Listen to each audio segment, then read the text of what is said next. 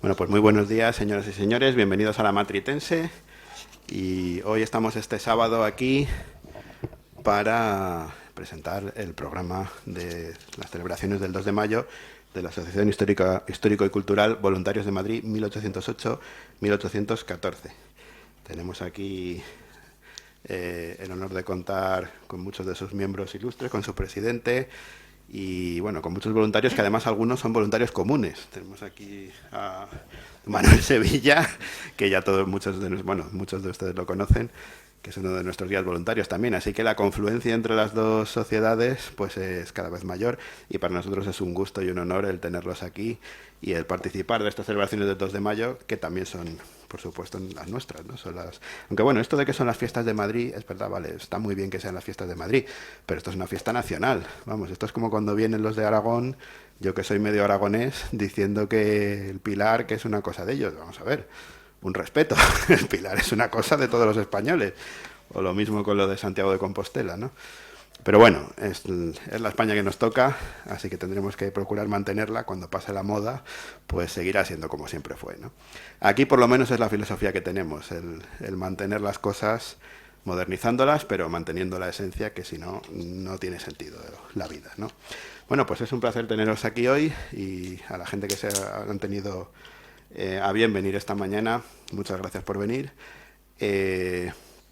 Esto de las recreaciones históricas, que yo recuerdo alguna vez alguna persona en alguna conversación ha dicho, no, es que se disfrazan. Por Dios bendito, nada de disfrazarse. Esto es algo mucho más serio. Yo recuerdo, bueno, aquí hemos tenido ya bastantes experiencias con diferentes asociaciones y entre otras con los voluntarios, el trabajo que hay detrás de cada traje, de cada botón, de cada forma. Bueno, yo recuerdo que ayudé una vez a vestirse uno que iba de sacerdote de los tercios y madre mía el tiempo que empleamos hasta que se pudo vestir el hombre. Le dimos todo tipo vamos, le tuve que ayudar porque una sola persona no... ¿Se entiende entonces esto que sale, por ejemplo, bueno, que todo el mundo lo vemos en las películas, sobre todo inglesas, lo siento, en la serie esta de Downton Abbey, que necesitan a 3 o 4 personas para vestirse? Claro, es que se entiende, porque con todo el aderezo que llevaba, no es algo que se pueda hacer fácilmente, ¿no? Entonces, bueno, yo creo que tiene un mérito tremendo, tienen un valor cultural absolutamente inapreciable, por desgracia muchas veces inapreciado, y yo creo que merece todo el apoyo y el intentar fomentar todo este tipo de actividades porque son fundamentales y para eso estamos aquí en la Matritense. Bueno, me voy a callar, le voy a hacer la palabra a Manuel Sevilla, que nos va a presentar un poco el acto y los programas. Adelante, Manuel. Muchas gracias. Gracias, señor presidente, miembro de la Junta. Perdón, me he comido algo. No. Don Manuel Sevilla, socio de mérito de esta casa. Ay, Cuidado. yo lo explico. Cuidado. No, hay que decirlo. Adelante. Bueno, pues muchas gracias, señor presidente, miembros de la Junta, señoras, señores, compañeros, amigos. Yo tengo el corazón partido, porque efectivamente soy miembro de la Real Sociedad Económica Matritense, Amigos del País, y de los voluntarios de Madrid. Entonces no me pregunten si quiero más a papá o a mamá, porque a lo mejor quiero más al abuelo, que es el que más caso me hace. Pero bueno, hoy a la Matritense quiero decir que también soy guía y quiero resaltar como un valor muy importante en nuestro archivo, donde tenemos 59 personas que vienen a investigar, hombres y mujeres, y de vez en cuando salta la chispa. Hace poco se encontraron unos datos en relación con la expedición de Balmis, porque Balmis era un médico ilustrado. Y entonces, entre otras cosas, saben que en la expedición iban 22 niños, uno murió en el viaje, llegaron 21, y concretamente de Madrid iban 6 y 2 eran de la inclusa de la Asociación de Damas de Honor y Mérito. Hay una cosa curiosísima que dice, cada niño recibió un atillo que contenía 2 pares de zapatos, 6 camisas, un sombrero, 3 pantalones con sus respectivas chaquetas de lienzo y otro pantalón más de paño para los días de frío. Para el aseo personal, 3 pañuelos para el cuello, otros 3 para la nariz, un peine, un vaso, un plato y un juego completo de cubiertos. Esto era la ilustración, Esto era la ilustración. Bueno, luego tuvimos a Carlos IV, que también era ilustrado, que ya saben que entre cazar, pescar y arreglar relojes, porque saben que era un gran relojero, que le había venido de Carlos I de España y V de Alemania, pues a María Luisa de Parma la tenía un poco abandonada. Pero bueno, ya se dice que María Luisa de Parma, ya siendo muy mayor, que murió en Francia, no volvió a España, en un momento de confesión le dijo a su cura o confesor: sabed, padre, que en España se han acabado los Borbones. Y le dijo el cura: ¿y por qué decís eso, majestad? Dijo: pues porque de 14 hijos que he tenido, el rey no es el padre de ninguno. Bueno, pues ya brevemente voy a pasar la palabra a don Alfonso Sabán, que nos va a hablar de la recreación del 2 de mayo. Don Alfonso, por favor. Sí, muchas gracias, Manolo. Bueno, muchas gracias al presidente de la Sociedad de la Matri para los amigos, de la Sociedad Matritense, amigos, presidente de Voluntarios de Madrid, compañeros de la asociación. Bueno, yo tengo el honor de presentar el programa de este año. Me voy acostumbrando a las buenas cosas porque ya tuvimos el honor por primera vez en 2023, cuando se recuperó la recreación histórica del levantamiento del 2 de mayo en 2023, y repetimos el año pasado con la presentación de la Recreación Histórica Internacional de la Liberación de Madrid, del 2 de mayo a la victoria, que hicimos el año pasado con 1000 recreadores de 10 países distintos, con ayuda de las Fuerzas Armadas, de la Comunidad de Madrid, de esta casa, de varias embajadas. Y este año volvemos, una vez más, a lo bueno se acostumbra uno rápido, a presentar la recreación de 2025. Es una recreación un poco más discreta, lo cual tampoco era difícil, y sobre todo con la intención de mantener esto vivo, de evitar que esto se muera y que los políticos se acomoden a no tener que hacerlo. Hay que empujarles de manera agresiva y violenta a que lo hagan, porque si no se acomodan a las actividades culturales más simpáticas e intrascendentes. Y vamos a hacer una recreación digna este año, bonita, un poco distinta, con vistas a que esto poco a poco vaya cogiendo cuerpo y, como dijo el consejero de Cultura y Turismo de la Comunidad de Madrid el otro día en el acto de presentación de los festejos del 2 de mayo, se convierta, bueno, ya dijo que ya lo era, en el plato fuerte de los festejos del 2 de mayo, que es la recreación. A nosotros nos honra mucho y estamos seguros de que eventualmente la partida presupuestaria será acorde a las palabras que nos dedica con tanto cariño el consejero. Bueno, este año tenemos un programa los días 1 y 2 de mayo, bonito, variado, distinto, además cómodo, porque permite que casi cualquier vecino de Madrid tenga una recreación cerca de casa, que es como las bocas de metro. Hay que tener una recreación un poco a mano para poder acercarse, que a uno no le dé pereza ir a verla y disfrutarla.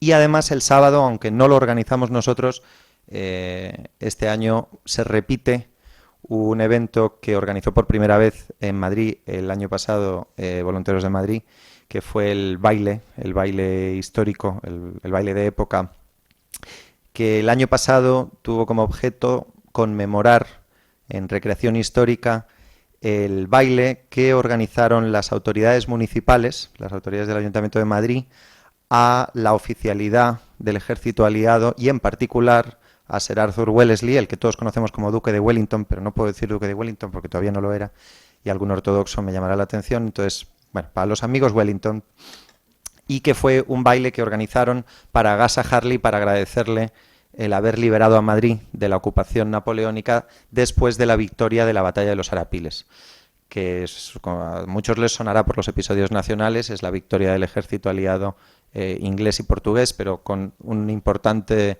rol español en Salamanca. Bien, pues este año, como les digo, tenemos este cartel que ha elaborado la ilustradora Vanessa Andrés de Legado Hispánico, que representa a un, si no me equivoco, no me lo tomen en cuenta, pero creo que es un granadero del Regimiento de Voluntarios de León. Bien, menos mal, no saben ustedes lo que he sufrido, porque es que mi compañero Arsenio, además de voluntario de Madrid, es voluntario de León y menos mal. Una madrileña sufrida, un madrileño con su madroñera y su tricornio de época, y a la derecha ven ustedes un cadete de las Guardias de Corps, probablemente con un uniforme del padre o del tío o del abuelo, porque le queda grande, que como saben ustedes, la Guardia de Corps era la guardia, digamos, pretoriana, por si me lo permiten, del rey, que estaba acuartelada aquí cerca en el Conde Duque, por ejemplo, y que también escolta al infante Francisco de Paula en los sucesos de la Plaza de Oriente, los que dan lugar a toda la gran sublevación y a todo el gran levantamiento del 2 de mayo. Entonces tenemos 4 personajes característicos del 2 de mayo. Y bueno, los logos, como ven ustedes, pues Voluntarios de Madrid, que vuelve a tener el honor de organizar este evento, la Comunidad de Madrid, el Legado Hispánico, la Casa del Recreador, que es una tienda de elementos de vestuario y equipo y armamento y atrezo de la época napoleónica y otras épocas de recreación histórica, que colabora con nosotros, radicada en Sevilla, y la Secretaría General de Política de Defensa del Ministerio de Defensa, que poco a poco y de manera discreta, pero ha ido confiando y apostando más por las recreaciones históricas dentro de su programa cultural de promoción de la cultura de defensa. El año pasado, cuando tuvimos el placer de presentar los eventos del 2024 en esta casa, vinieron, lo recordarán los que estuvieron aquí conmigo, vinieron representantes de Marca Ejército a explicar por qué el Ministerio de Defensa confiaba en este fenómeno de las recreaciones históricas como instrumento de divulgación, ¿verdad? Y entonces, pues bueno, explicaron por qué ellos se habían involucrado, cosa que hicieron y cumplieron con su palabra de manera muy honrosa y para alivio de los organizadores del evento. Y bueno, luego tienen ustedes, pues como está pasando Arsenio amablemente, los distintos carteles de los distritos donde vamos donde se van a celebrar las recreaciones históricas de esta semana.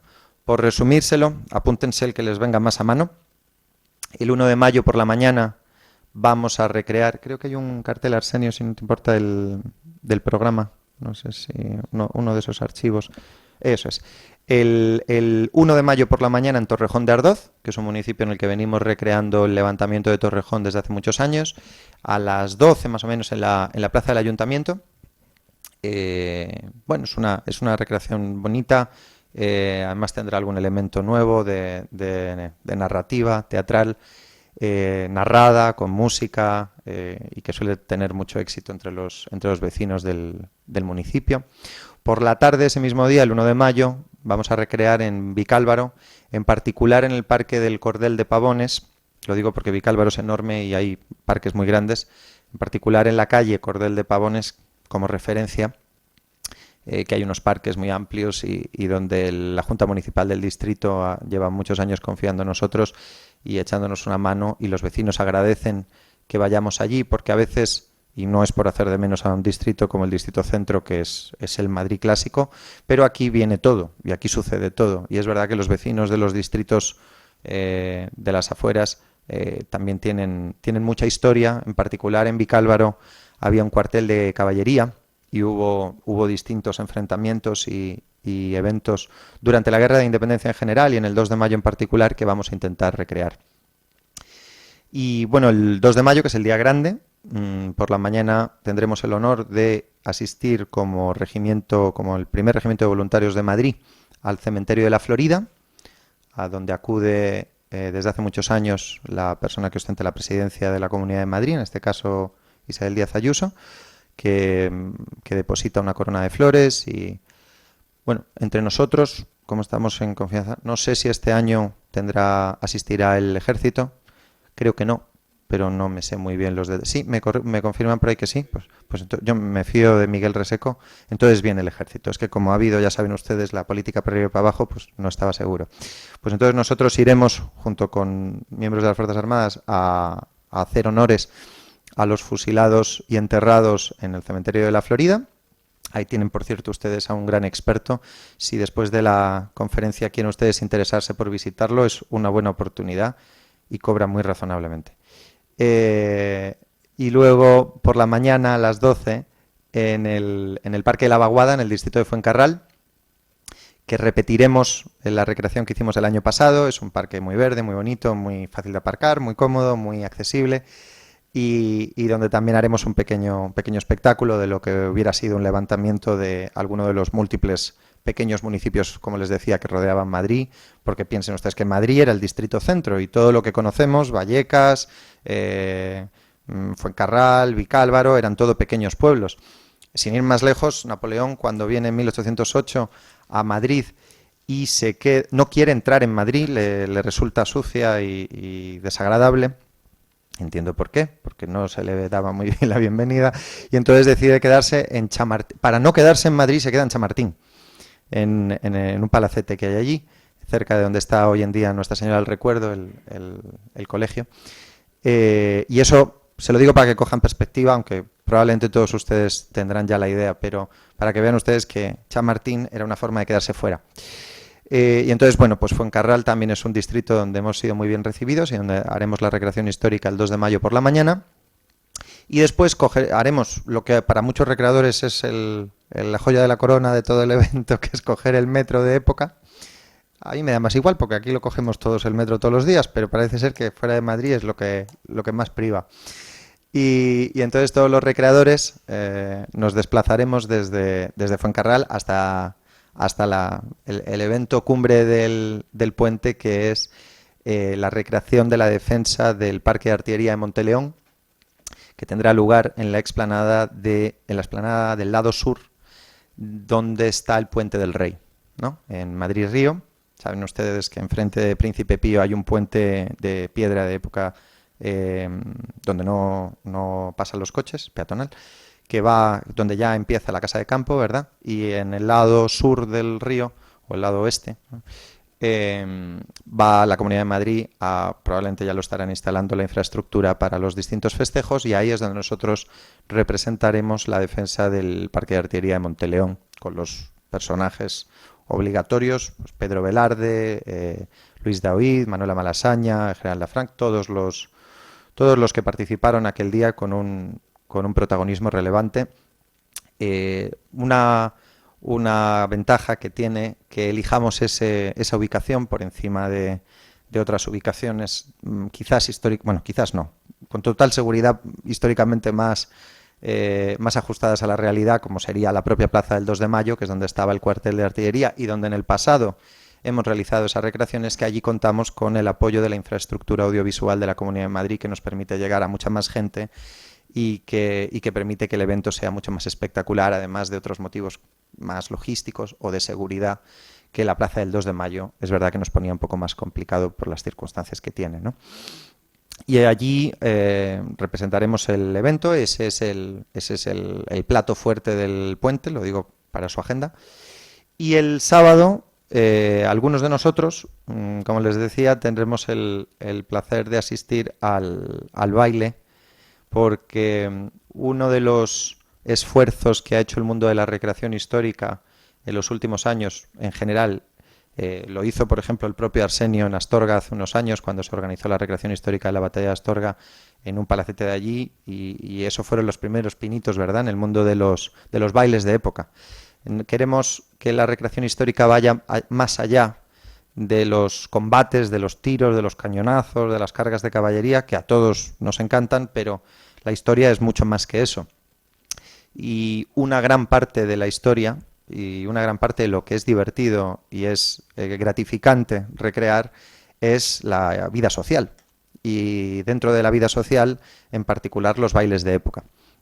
Entonces, la Asociación Taller de Baile organiza este año, un poco en línea con lo que organizaron con nosotros el año pasado, el baile en el Palacio de Santoña, donde pues una monitora y un grupo de un cuarteto de cuerda pondrán la nota musical, y nosotros haremos lo que podamos bailando, para desesperación de nuestras parejas, que se lo toman mucho más en serio y les sale bastante mejor que a nosotros, pero nosotros vendremos de 2 días de combates, ¿verdad? Uno hace lo que puede con lo que tiene, y con llegar es suficiente. Entonces, bueno, ese será un elemento. Lamento que a eso, al ser un evento privado, en un recinto privado, que además implica adquirir entrada y todo, pues hombre, puede ser muy bonito el ir a la entrada y a la salida, en donde está el Palacio de Santoña, ya les digo, al lado de la Plaza de Santa Ana, a ver a la gente vestida, a las señoras extraordinariamente bien vestidas, a los señores como Dios manda, sin motas de pólvora ni puestos todos para la ocasión, de punta en blanco, como se dice, pero no puedo ofrecer que entren a verlo porque además hay una regla muy exigente de etiqueta para no perder el contexto en el que todos nos imbuimos. Pero se lo digo porque si les pica el gusanillo, pues en el futuro habrá más eventos de estos y oye, con informarse, hacerse un traje, un vestido, aprender a bailar, o sea, todo fácil. Y comprar una entrada, están ustedes tan invitados como nosotros. Y ese es el puente. Es un año, aunque haya 4 eventos y sea antiintuitivo decir que es de perfil bajo, es cierto que es un año en el que necesitábamos descansar un poco, porque el año pasado fue muy exigente para todos, pero creemos que no podemos dar ningún paso atrás en lo que se ha conseguido, tanto con las administraciones como con el público. La expectativa de los políticos de que, o más bien la expectativa de los ciudadanos de que este evento va a tener lugar y la confianza de los políticos de que este evento va a salir bien y la gente lo va a apreciar, se pierde muy rápido, mucho más rápido que lo que se consiguió crear en un primer momento. Entonces, nosotros tenemos claro que esto tiene que ser en un formato o en otro, con mayor o menor intensidad, un compromiso anual, como lo es el desfile militar del 12 de octubre, las fiestas del Pilar, efectivamente, la celebración de la Inmaculada o cualquier otra celebración importante para la historia y la cultura de España que ustedes puedan pensar. Y en particular, aunque coincido completamente con don Manuel, que el 2 de mayo es un evento de trascendencia nacional y si nos venimos un poco arriba, internacional, y solo tienen que preguntar ustedes a los recreadores portugueses para que vean lo que valoran en Portugal el 2 de mayo de Madrid. Es verdad que para nosotros los madrileños es nuestra, junto con San Isidro, es nuestro cumpleaños. Entonces nosotros tenemos muy claro ese compromiso de Voluntarios de Madrid con este evento en particular y si Dios y las administraciones y el público quieren, pues lo seguiremos teniendo muchos más años. Pues muchas gracias a todos.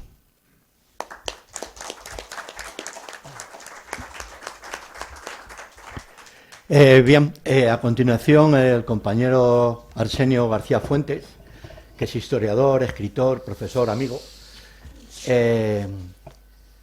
Vamos, yo, parafraseando a Antonio Machado, para mí es un hombre bueno.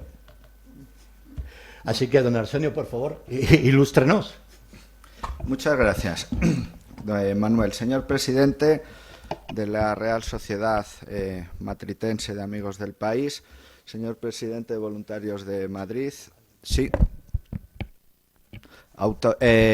Resto de miembros y socios de la Matritense y amigos, colegas, está por ahí también Alfonso Benito, secretario del Foro para el Estudio de la Historia Militar de España, también al que pertenezco, y represento junto a voluntarios de Madrid. Bueno, después de las intervenciones anteriores, vamos a hacer una semblanza de cómo era Madrid en 1808 y de los principales acontecimientos precisamente de los días previos y de lo que pasó después del 2 de mayo de 1808, que se debería de considerar, como bien decía el señor presidente de la Matritense, debería ser una fiesta nacional, pero bueno, por las circunstancias de la historia de nuestra querida España, pues es una fiesta de la Comunidad de Madrid.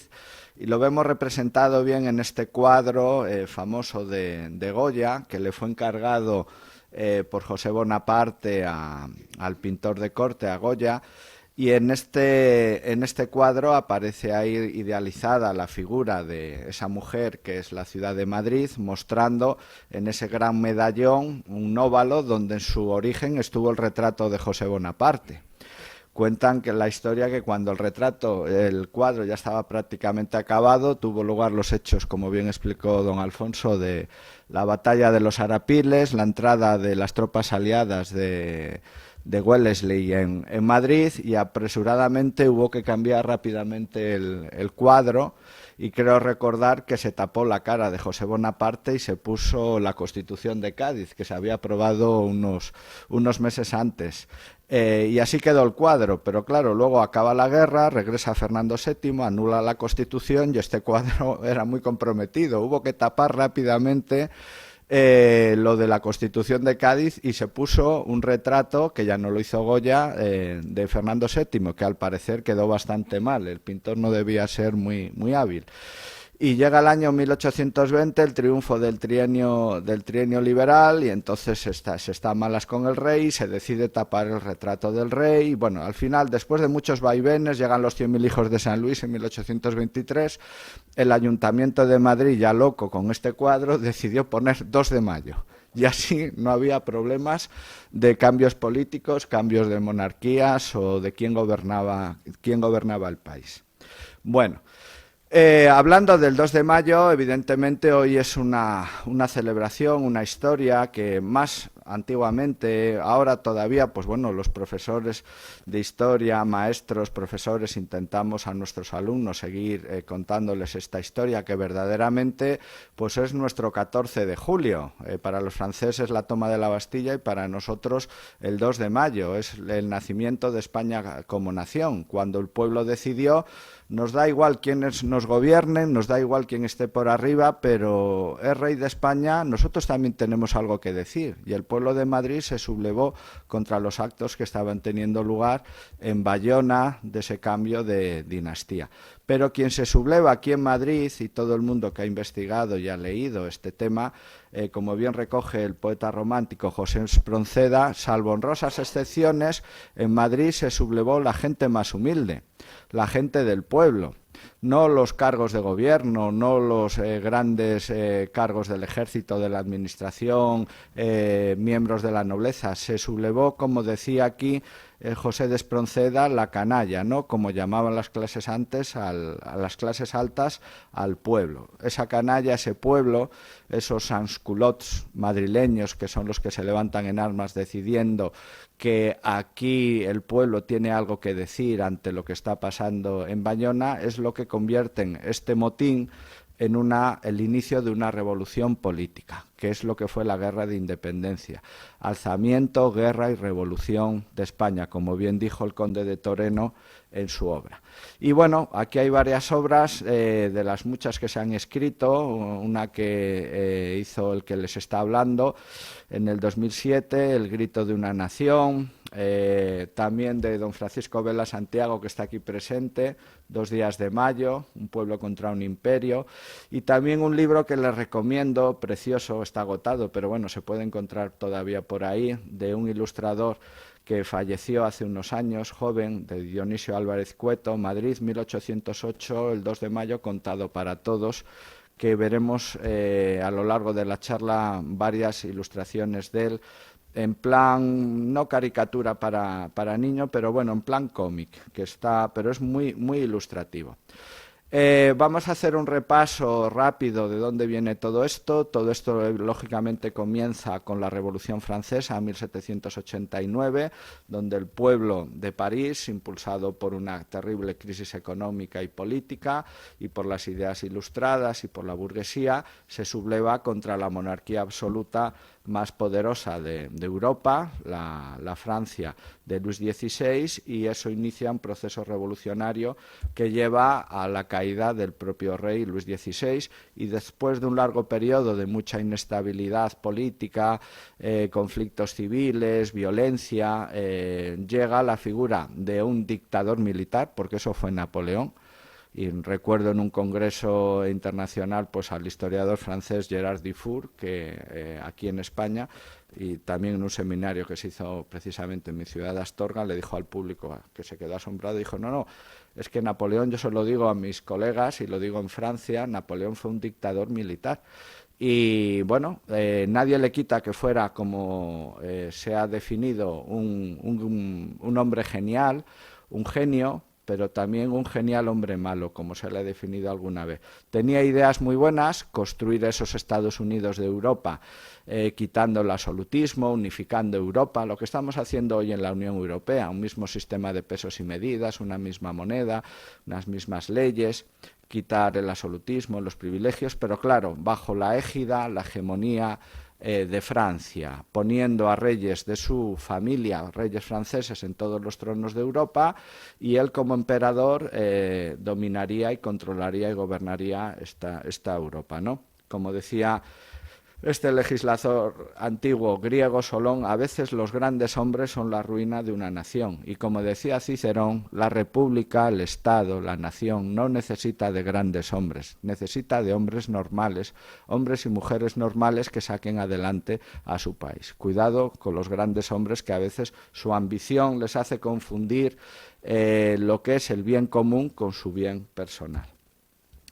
En finales del XVIII, principios del siglo XIX, el mundo estaba dominado por dos grandes potencias, una gran potencia naval, ahí lo tenemos, Gran Bretaña, ese hombre larguilucho vestido de rojo, William Pitt, el primer ministro británico, y una gran potencia continental, ahí el pequeño Bonnie, como le llamaban los británicos a Napoleón, que se reparten el mundo en tajadas.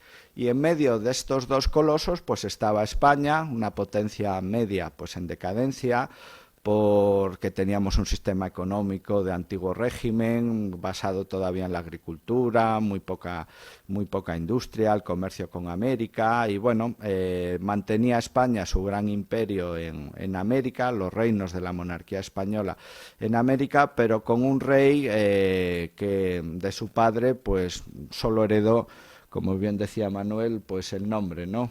Carlos y poco más. Un hombre bien intencionado, pero que no tenía las cualidades para gobernar España. España era ambicionada tanto pues por Francia con Napoleón y también por Gran Bretaña, ambicionada y temida, no por nuestro peso económico, sino porque todavía España mantenía una gran armada, que había llegado a ser la segunda del mundo, equiparada a la francesa y después de la británica durante el siglo XVIII, y esa gran armada era vital para Napoleón, para conseguir unirla a la armada francesa y conseguir superioridad naval en el Atlántico frente a Inglaterra. Y sobre todo con ese deseo que tenía Napoleón de invadir Inglaterra para obligar a los británicos a aceptar ya el dominio continental que ejercía Napoleón sobre Europa.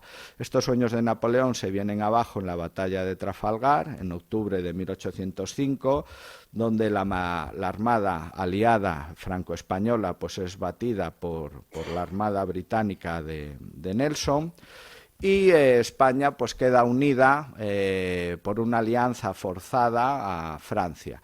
Lo lógico hubiera sido en aquella época que España se hubiera mantenido neutral, ni aliada de Gran Bretaña ni aliada de Francia, pero para ser neutral tienes que ser fuerte militarmente. La neutralidad solo se respeta si eres fuerte. Si eres un poder militar débil o declinante, quedas al albur del más poderoso, que te obliga a aliarte dentro de su coalición imperial, como le pasó en este caso a la España de Carlos IV, en este famoso cuadro de Goya.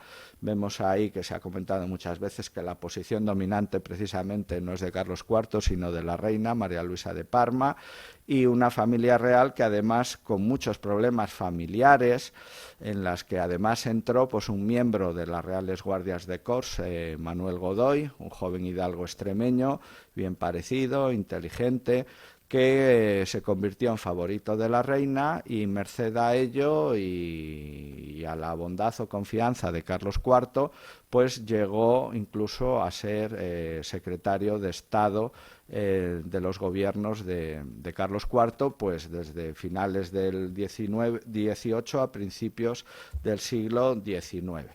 Aquí tenemos este triángulo entre Carlos IV y María Luisa de Parma y Manuel Godoy, del que ya se ha hablado mucho, de que por un lado, si los reyes veían a Godoy, pues el hijo que no habían podido tener, una persona leal, obediente, capacitada para ayudarles en las tareas de gobierno, o una persona a la que María Luisa de Parma quería mucho más que un hijo, y ya no vamos a entrar ahí en el tema. Dentro de estos líos familiares, que todas las familias tienen discusiones, pero cuando la familia que tiene problemas es la familia familia real y es una familia que tiene poder político, eso afecta mucho a la estabilidad de España.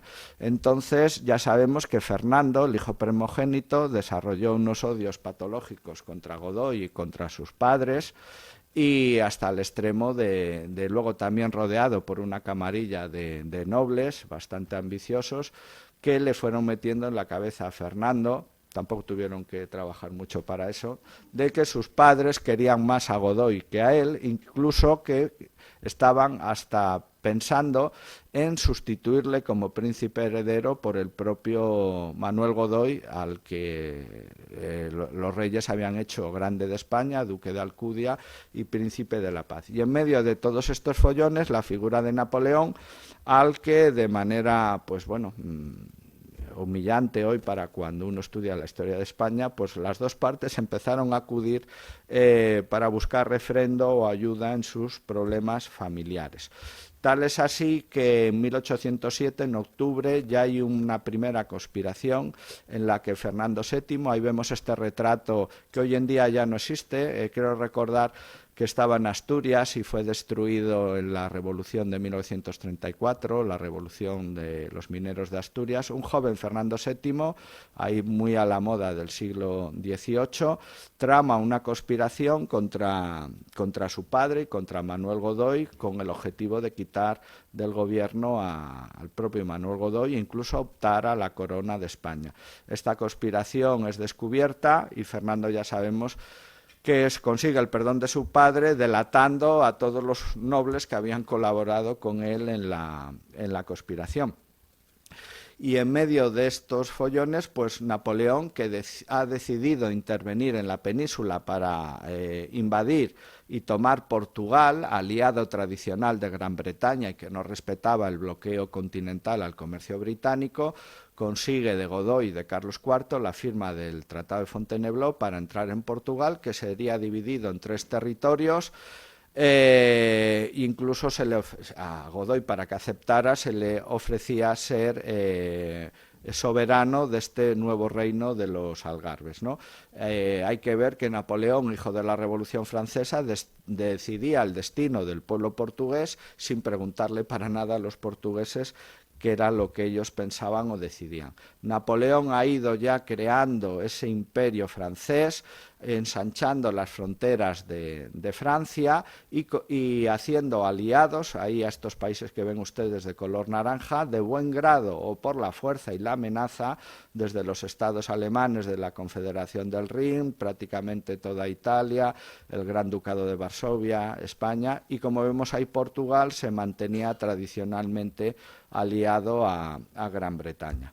El Tratado de Fontainebleau implica que las tropas napoleónicas entran en la península ibérica, pero ya sabemos que esto fue un caballo de Troya, porque el ejército de unos 25 o 30.000 hombres que iba a entrar para invadir Portugal se convirtió en varios cuerpos de ejército que superaban los 100.000 hombres y que en realidad vinieron a ocupar España.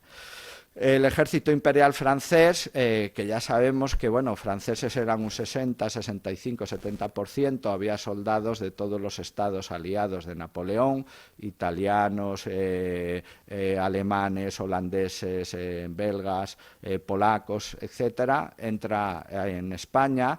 Fue un ejército, desde luego, el mayor poder militar de su época, dirigido y con una táctica desarrollada por un genio de la guerra como era Napoleón, y este ejército es bien conocido que aprovecha su entrada en España y empieza a ir ocupando las fortalezas españolas que estaban en la frontera con Francia, desde Jaca, Pamplona, Figueras, Pancorbo. Un ejército que viene como amigo, aliado, pero que en realidad se ve que está ocupando el norte de España, incluso la capital. Aquí vemos las rutas que siguieron, entrando por Irún, por Pamplona, por Figueras, y ocuparon toda la frontera con Francia, los puntos fuertes para tener franca la entrada de más tropas francesas a la península ibérica, y estas tropas francesas, junto con otros cuerpos aliados españoles, pues inician la rápida conquista de Portugal. el gobierno portugués decide no combatir y el regente, don Juan de Braganza, huye a Brasil con toda la corte, muchos nobles, y ordena que el ejército portugués no resista y a la espera de acontecimientos futuros para evitar pues muertes y destrucciones. Esta marcha de la corte portuguesa a Brasil, en la que permaneció durante todas las guerras napoleónicas, sirvió, entre otras cosas, para que hoy Brasil siga siendo un solo Estado. Cuando Brasil se independiza de Portugal, no se fragmenta en 20, 30 países, como pasó con los reinos de la monarquía española, porque al estar la corte portuguesa y haberse transformado en el imperio del Brasil, sirvió para mantener esa unidad política que, por desgracia, los reinos de la monarquía española en América, desde Nueva España hasta el Virreinato del Plata, en el momento que en 1824-26 se independizan ya con las guerras de emancipación, aquello fue la disgregación política de todos aquellos territorios, entre otras cosas, pues bueno, la herencia genética nuestra que siempre va hacia el pluralismo y la diversidad, como hoy se dice, ¿no? Se recuerda bien, en aquellos momentos muchos empezaron a ver el desastre que se le venía encima a España. Y Goya, aunque hoy también hay algunos historiadores o conservadores de arte que dicen que no es de Goya, yo me enseñaron que era de Goya y me gusta seguir pensando que el Coloso lo pintó Goya. Surgió, se recordó una leyenda antigua que había en España de que en los Pirineos vivía un gigante que era el espíritu de España, que si un día España era invadida, ese gigante se levantaría para defender España. Hubo un poeta de aquel momento, Juan Bautista Arriaza, que incluso compuso la famosa profecía de los Pirineos, anunciando precisamente esa calamidad, ese desastre terrible que iba a llegar a España, que fue la Guerra de la Independencia. Un país de unos 12 millones de habitantes que perdió prácticamente 1 millón. Imaginemos que hoy perdamos en una guerra 4 o 5 millones de personas, de habitantes.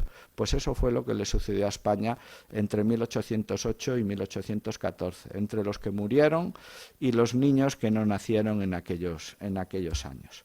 Las tropas francesas, ahí con símbolos azules, además de ocupar Portugal con el general Junot, van cogiendo todas las rutas de la entrada desde Francia a España hasta Valladolid, Madrid, incluso para cruzar Despeñaperros y llegar hasta Cádiz, donde estaban los restos de la flota francesa desde la época de Trafalgar.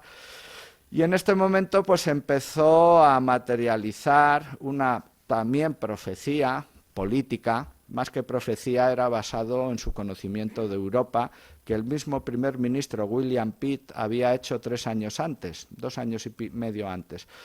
Dijo en su Consejo de Ministros, en el momento de mayor gloria de Napoleón, tras vencer en Austerlitz y ocupar prácticamente toda Europa, les dijo, os digo, hay que confiar que hay un país que no aguantará la humillación de ser dominados y conquistados por Napoleón y los franceses, y será España. Dijo, no por su gobierno o sus reyes o sus clases altas, que son un desastre, sino por su pueblo. El pueblo español aún tiene sentido del honor, sobriedad y odia a los franceses. Y el día que Napoleón apriete mucho las tuercas a los españoles, estos se levantarán en armas. El ejército español era un ejército pequeño, España era una potencia naval como Gran Bretaña. El ejército de tierra siempre había sido el hermano pobre en los presupuestos militares de los Borbones desde Fernando VI. Entonces casi el 70% del presupuesto militar se iba para la armada. El ejército español era pequeño porque nuestro enemigo por tierra era Francia, y Francia no era enemigo, porque los reyes borbones gobernaban en Francia y en España. Entonces, por tierra no teníamos mayor peligro hasta que empezó la Revolución Francesa. Era un ejército pequeño y claro, se le vino encima una guerra luchando contra el mayor poder militar de la época. Fernando, después de haber sido descubierto en la conspiración del Escorial y ser perdonado por sus padres, decidió a los pocos meses, para celebrar el Día del Padre, pues prepararle otro golpe de Estado, que esta vez sí se le salió bien. el motín de Aranjuez, en el que Godoy fue detenido y el pueblo de Aranjuez, que bueno, fue un motín preparado con dinero y sobornos, tampoco hacía falta mucho sobornar al pueblo para echar abajo el gobierno de Godoy, que debido a la crisis económica terrible había subido los impuestos, había una crisis económica tremenda, una inflación de precios de los productos de primera necesidad tremendos. Entonces el pueblo, dirigido por los nobles del partido fernandino, obliga a Carlos IV a renunciar al trono y Godoy salva la vida a duras penas aquellos días en Aranjuez. Aquí lo vemos protegido por los guardias de corps, que no fue la primera vez que una guardia real no protegió a su rey, a Carlos IV, sino que se puso de parte del príncipe heredero de Fernando. Y Fernando, sin proclamación de Cortes ni nada, pues es convertido en un acto de fuerza, que se considera el primer pronunciamiento de la España contemporánea, como monarca de España y de Indias. Y entra el 26 de marzo en Madrid. Aquí lo vemos entrando en las afueras de Madrid, por la Plaza Mayor de Madrid, aquí al lado de donde estamos.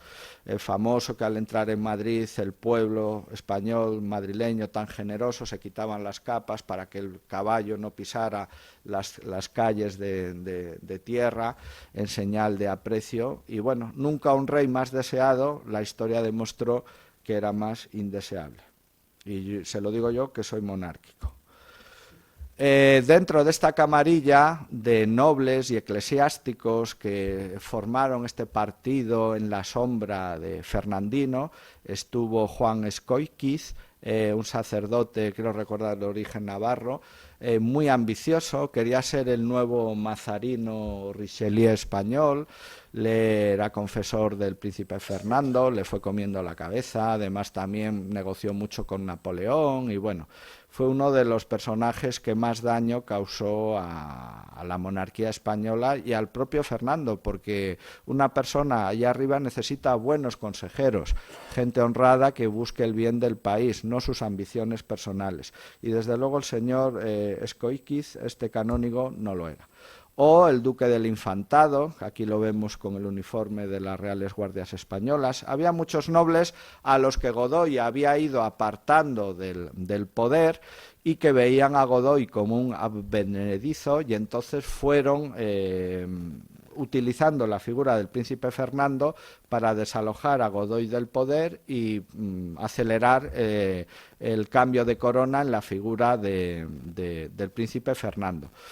Otros miembros de la administración, gente muy preparada, como Gonzalo Farril, general del ejército español de origen irlandés, secretario de guerra, Miguel José de Azanza, secretario de Estado de Hacienda, que había sido virrey en Nueva España, gente muy capaz que habían sido miembros del gobierno de Carlos IV, aceptaron totalmente a Fernando VII y cuando llegan las renuncias de Bayona, se ponen al servicio de José Bonaparte, no había ningún problema. Ellos no tenían ese sentido de devoción a la nación española en la que no creían, ellos eran devotos de la monarquía, que es otra cosa. Una cosa es la monarquía de antiguo régimen y otra la nación. La nación es un concepto revolucionario y liberal. Bueno, después de todo esto que sucedió en aquellos meses terribles que cambiaron la historia de España, estas personas, pues bueno, tenemos aquí ese manifiesto que escribió Juan Escóiquiz intentando explicar y justificarse lo que había pasado en Bayona, entre otras cosas por su culpa, idea sencilla de las razones que motivaron el viaje de Fernando VII a Bayona, o también las memorias de Azanza y O'Farrill, escritas con la derrota de José Bonaparte en 1815 en París, también intentando explicar y justificarse lo que habían hecho y lo que había pasado. Contaba este viajero británico, John Milford, sobre esta imagen hecha de Madrid a vista de globo, que los madrileños y por antonomasia los españoles consideraban que Madrid, la capital, era la mejor ciudad del mundo, ¿no? La llamaban un cielo en comparación de cualquier otra ciudad. Era costumbre también a principios del siglo XIX de que los madrileños vivían en Madrid, muchos no salían en su vida de Madrid, es como mucho la fiesta para comer la tortilla, ¿no? Ahí de San Isidro, porque en Madrid había de todo y no necesitaban nada más. De ese orgullo de ciudad, en la que el pueblo de Madrid, cuando es el motín de Aranjuez, también sale a las calles de la ciudad a proclamar a Fernando VII, explica lo que luego pasó también el 2 de mayo. Madrid pertenecía a la Capitanía General de Castilla la Nueva, y militarmente España estaba dividida en estas capitanías generales, que así fue hasta hace unas décadas, que ahora las llaman regiones, bueno, no sé cómo,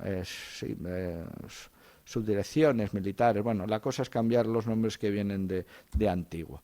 Y en este mapa que ven ustedes aquí, se ve esta famosa red radial de caminos que había iniciado Felipe II y los reyes Borbones, pues mejoraron y modernizaron, de los caminos reales que salían de Madrid, lo que hoy es la A1 de Madrid a Burgos y San Sebastián Irún. Se tardaban, cada círculo es lo que recorría un viajero en un día, entonces vemos que a La Coruña se tardaban 16 días en llegar, a Cádiz 13 días, a Badajoz 8 días, y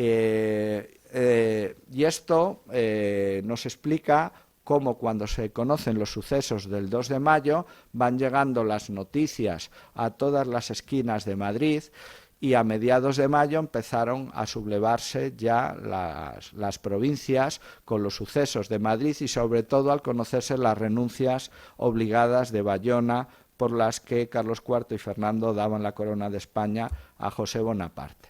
El Madrid de la época, aquí lo ven ustedes, un Madrid muchísimo más pequeño de lo que es hoy en día, rodeado por esa línea oscura que era la cerca, un muro de mampostería, de ladrillo, que no era una muralla, simplemente era un muro con fines administrativos y fiscales para hacer que la gente, los vecinos, los viajeros y las mercancías entraran por alguna de las puertas de Madrid, la más famosa de ellas la Puerta de Alcalá. Ahí tienen en ese círculo amarillo la Sociedad Económica Matritense, donde nos encontramos ahora en este momento, y luego por las afueras de Madrid ya empezaban a levantarse pues ahí suburbios, edificios religiosos, etcétera, hospitales, pero bueno, era una ciudad, como sabemos, bastante pequeña. Era una ciudad donde habitaban unos más de 5.382 personas censadas como nobles, grandes de España, como el Marqués de Astorga, que vemos ahí sentado, este cuadro que se guarda en el Banco de España, al que llamaban llegó a ser presidente de la Junta Suprema Central en Sevilla cuando murió el conde de Floridablanca. Goya lo representó sentado porque era muy bajito, en Sevilla le llamaban el Rey Chico en la época de 1809, altos funcionarios, militares. De esos nobles, pues 64 eran grandes de España. Tenemos los Osorio, los Osuna, etcétera. Sus palacios se conservan todavía en lo que es el Madrid actual y en sus afueras, la Villa y Corte.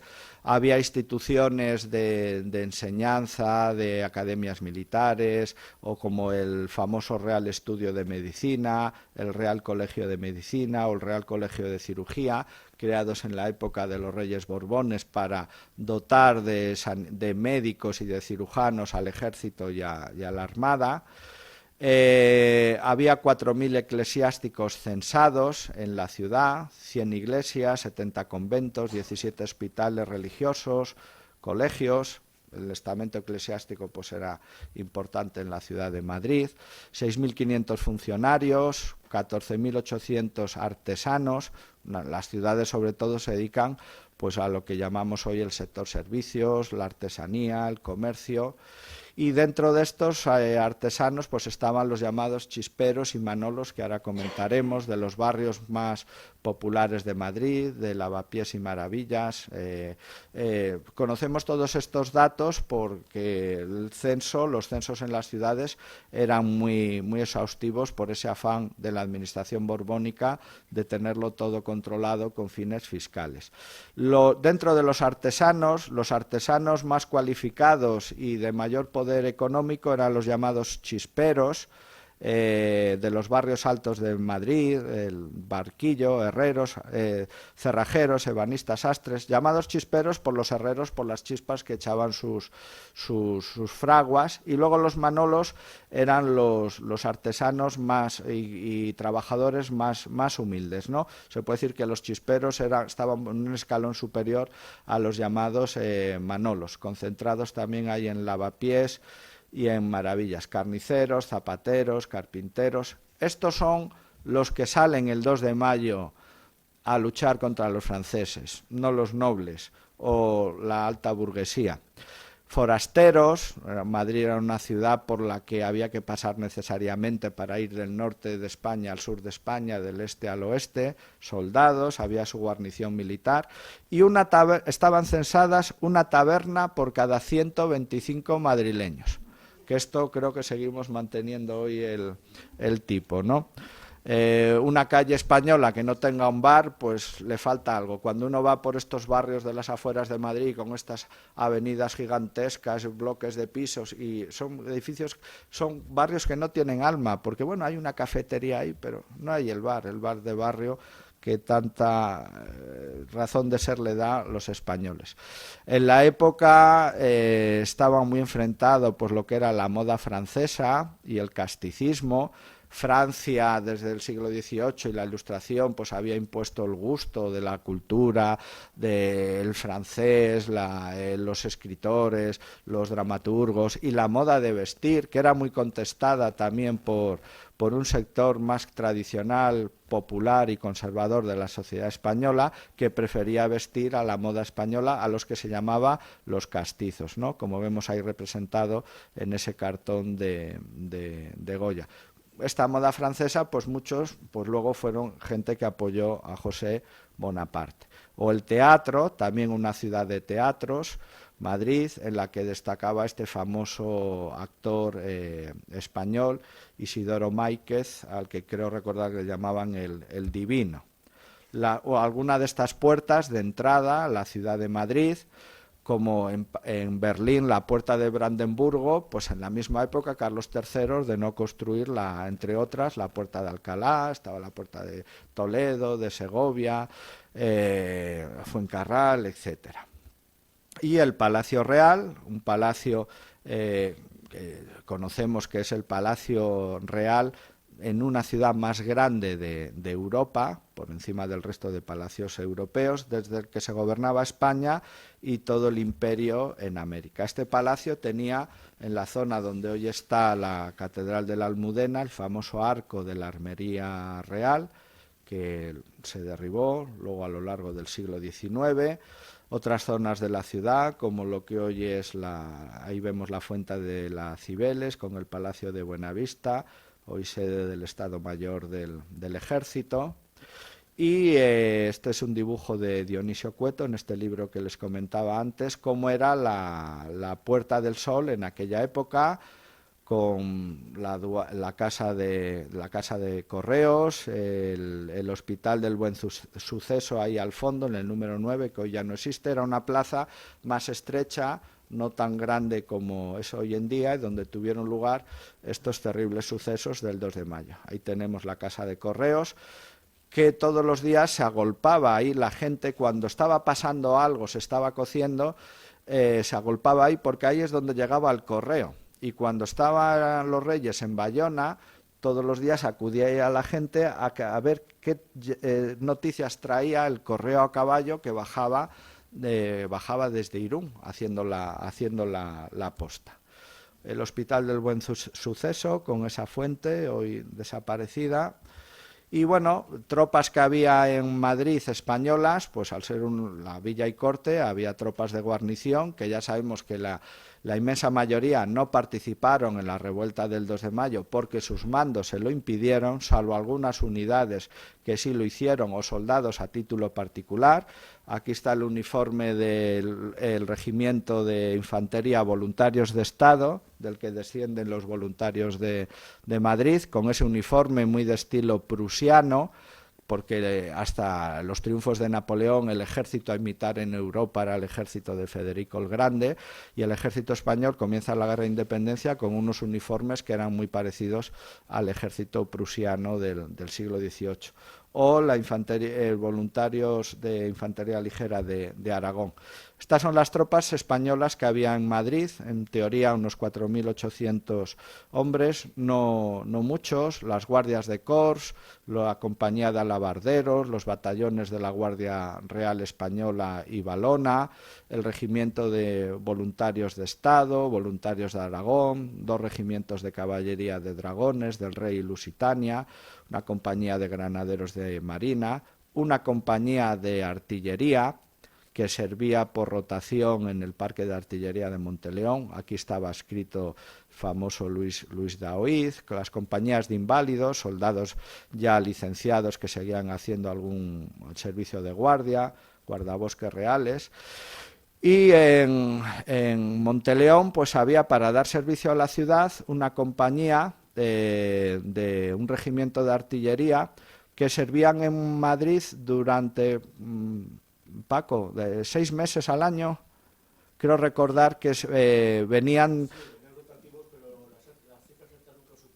Sí, no sé si era 6 meses, o 6 meses, un año. Mandaban pues una compañía, que ahí tenemos los efectivos, pues eran 6 piezas de artillería y unos 120 hombres. El ejército español tenía 5 regimientos de artillería, uno en Barcelona, otro en Cartagena, otro en Sevilla, otro en Coruña. Había un destacamento en Segovia, en el Real Colegio Militar de Artillería de Segovia, y estos 4 regimientos mandaban durante 6 meses, un año, de manera rotativa, una compañía de artillería a Madrid, para servir en la guarnición de Madrid. Y en las fechas que estamos de mayo de 1808, quien estaba haciendo ese servicio era una compañía del 3er Regimiento de Sevilla, que ven ahí con el color verde. Por eso los soldados de artillería que mueren combatiendo en Monteleón, muchos eran de este regimiento, y Luis Daoiz, que era un oficial sevillano, andaluz, pero de orígenes navarros. Bueno, uniformes también de estas tropas españolas, uniformes de granaderos, gastadores, infantes, y este otro dibujo de don Francisco Vela Santiago, de unos soldados fuera de servicio aquí por las calles de Madrid, que se van a tomar algo ahí en una taberna.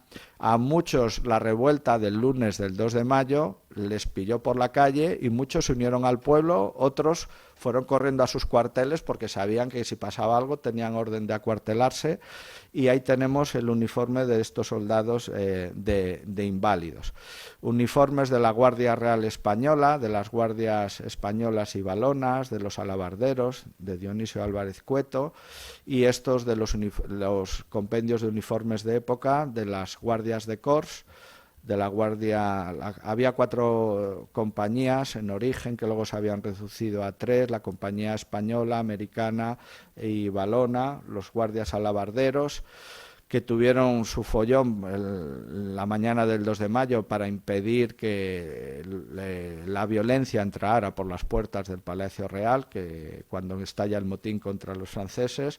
Los 2 regimientos de caballería, los dragones españoles. Los dragones eran soldados de caballería, de infantería, pero que se desplazaban a caballo, podían luchar a caballo o a pie. Aunque en esta época los soldados españoles de dragones luchaban ya solo a caballo, habían perdido esa otra capacidad de combatir a pie como si hacían los franceses, con esos uniformes de color amarillo limón característicos de los dragones españoles. Los franceses entran en Madrid el 23 de marzo, 4 días después del follón de Aranjuez. Y claro, el embajador español y el general Murat, que tenemos aquí, cuando ven esto, Napoleón se tiraba de los pelos en París, porque él ya tenía preparados sus planes para España, sabía que el pueblo español no quería a Carlos IV, le echaba la culpa de los problemas que había en España, pero ahora se encuentra que los españoles tienen un nuevo rey, que lo adoran, lo veneran, que es el joven príncipe Fernando, ya Fernando VII, y eso trastocó los planes del emperador. Murat se alojó ahí en el Palacio de Grimaldi, al lado, en la esquina, bajando de la Plaza del Senado, la Plaza de la Marina Española, y se alojó ahí para tener bien vigilado al Palacio Real que estaba al lado. Y lo primero que hace Murat y el embajador francés es que no reconocen a Fernando como rey de España.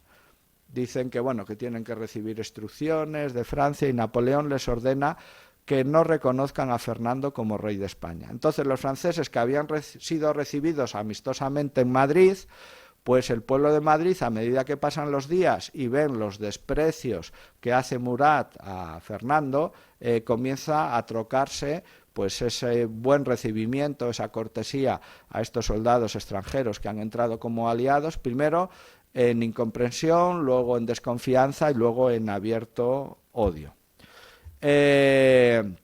Napoleón decide convocar a Bayona a los reyes padres, a Carlos IV, María Luisa de Parma y también a Fernando, y Carlos IV, nada más ceder el poder, pues luego se arrepintió, escribió a Napoleón diciéndole: mira lo que ha hecho este sinvergüenza de mi hijo, que me ha quitado el trono y tal, el rey de España soy yo, y Fernando diciéndole: no, el pueblo me ha dado a mí la corona, y además Fernando acababa de enviudar, necesitaba casarse otra vez, y le pidió a Napoleón la mano de una de sus hermanas o sobrinas. Napoleón, entre tanto, les dijo a las dos partes: venir aquí a Bayona, y primero engañó a Fernando diciendo que iba a venir a España, que iba a llegar a Madrid, pero luego no, que a Burgos, luego que a Vitoria, luego tira hasta Vitoria, luego ya totalmente aquí hasta Bayona. Se reunieron ahí en el Palacio de Marsac, que hoy está en ruinas porque fue destruido por un incendio en 1825. Para nosotros los españoles mejor, porque es un lugar pues lleno de vergüenza y oprobio de la historia de España. No por lo que hizo el pueblo español, al contrario, sino por lo que hizo la dinastía gobernante, nuestros reyes.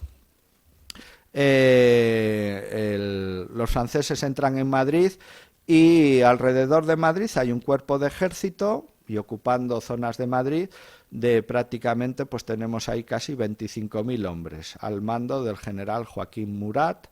Estaba ahí también el famoso general Grouchy, que luego fue el causante o le echaron la culpa del desastre de Waterloo porque llegó tarde. Bueno, no llegó tarde a la batalla, no llegó. Grouchy estuvo aquí en el 2 de mayo, y bueno, algunos oficiales más que ya veremos. Esto ya lo habíamos visto. Y durante esa estancia, para contentar al general Murat y a los franceses, pues tienen lugar una serie de hechos en las que Fernando VII y el gobierno español, antes de marchar hacia Bayona, no se arrastran más por el suelo porque, bueno, no podían. Murat, visitando la Armería Real, vio la espada de Francisco I, perdida en la batalla de Pavía, de las tropas del emperador, de Carlos V, de Carlos I de España, y pidió que se le regalara la espada. Y ante la sorpresa e indignación del pueblo de Madrid, porque esto se supo, se le entregó. Y se le ordenó el gobierno al marqués de Astorga, que era el alférez mayor del reino, que le entregara la espada. Se sabe, parece ser, que no le dieron la espada verdadera, sino que un armero fabricó rápidamente una copia para no darle al general Gabacho ese honor de la espada de Francisco I. Pero claro, esto fue algo tan humillante que empezó ya a calentar los ánimos aquí en Madrid contra las tropas francesas. Esta es la última gaceta que se publica en Madrid, la Gaceta de Madrid, el viernes 29 de abril, antes del desastre que pasó el lunes siguiente, que fue el 2 de mayo. Y en esta Gaceta de Madrid, en los últimos días, Murat y el gobierno, la Junta de Gobierno que había dejado Fernando en Madrid, no paraban de hacerle la pelota a los franceses, a Murat, e incluso pues se publicaban artículos elogiando a Napoleón, a la dinastía bonapartista, e incluso comentando que se había puesto a la venta grabados de la coronación de Napoleón Bonaparte en Notre Dame, pues unos años antes, ¿no? Todo formaba parte de una campaña propagandística de Murat, que prácticamente estaba controlando el gobierno, la Junta de Gobierno que había dejado Fernando aquí en Madrid mientras él iba a Bayona, para intentar crear ese caldo de cultivo favorable a la nueva dinastía Borbón. Se cuenta que en esos días ya empezó a haber choques, sobre todo por la soberbia de las tropas francesas en Madrid. Se habla de que en una taberna incluso habían llegado al extremo casi de declararse en duelo unos oficiales españoles, entre los que estaba Luis Daoiz, y unos oficiales franceses, porque les oyó estar hablando, tomando ahí un vino, pues hablando despectivamente de los reyes de España, y bueno, la cosa no fue a más gracias a la disciplina militar que impidió ese duelo, ¿no? Pero empezaron ya a trabarse corrillos en las tabernas de Madrid, de los Manolos, Chisperos, etcétera. Ahí se sabe que hubo una conspiración militar de algunos sectores de las tropas del Ejército Real Español en Madrid para hacer un acto de fuerza si pasaba algo al rey que estaba en Bayona, pero luego esto se desactivó. Pero bueno, ese caldo de cultivo de empezar a ver a los que habían venido como amigos forzosos, como enemigos, se empezó a trabar ya en esos días. Y en Bayona, pues ahí tenemos a Carlos IV diciéndole a su hijo, como esa frase bíblica, no li me tanger, no me toques, a Fernando, aléjate de mí. Y bueno, y allí cuentan pues que bueno, dieron un espectáculo tremendo a Napoleón. Se encontraron después de varias semanas en una habitación los reyes padres con su hijo, se llamaron allí de todo delante de Napoleón, y Napoleón dijo: pobre España, ¿en manos de quién está? Voy a quitarles a estos reyes, les voy a dar un buen rey, y los españoles pues, me estarán agradecidos, ¿no? Pero bueno, las cosas no salieron como él pensó. Además, Napoleón ordenó liberar a Godoy y llevarlo a Francia. Eso causó un enfado terrible en la opinión pública española, porque se consideraba a Godoy el responsable de todos los males de España. Aquí vemos la zona del Palacio Real en aquella época, con el número 2 ven ahí lo del arco de la Armería Real. No existía esa gran plaza donde hoy está al final el Teatro Real. Precisamente todo lo que hoy se ve del Palacio Real es gracias a las disposiciones urbanísticas durante la Guerra de Independencia de José Bonaparte, que ordenó hacer muchas reformas urbanísticas en la ciudad de Madrid. El rey Plazuelas le llamó el pueblo de Madrid durante la Guerra de Independencia, y lo que provoca en la mañana del 1 de mayo ya la rebelión del pueblo es que los dos últimos miembros de la Casa Real que permanecían aquí en Madrid, en el Palacio, los infantes Francisco de Paula y María Luisa de Borbón, se les obliga prácticamente manu militari por los franceses a montarse en un carruaje y salir hacia Bayona. El pueblo de Madrid, que estaba expectante de lo que estaba pasando, en este momento, y además cuentan que el infante parece ser que se echó a llorar, pues el pueblo de Madrid en ese momento ante el Palacio Real atacó a las tropas francesas intentando evitar que el carruaje saliera hacia Bayona. Y ahí empezó los actos de violencia que se fueron encendiendo. Y bueno, personajes destacados que aparecieron ahí, se habla de un cerrajero, José Blas Molina y Soriano, que fue el primero que enarboló un arma y atacó a los franceses, y a gritos animando al pueblo de Madrid a impedir la salida del carruaje real. A José Amador, un peñón de albañil, que también luego fue detenido y fusilado en la montaña de Príncipe Pío.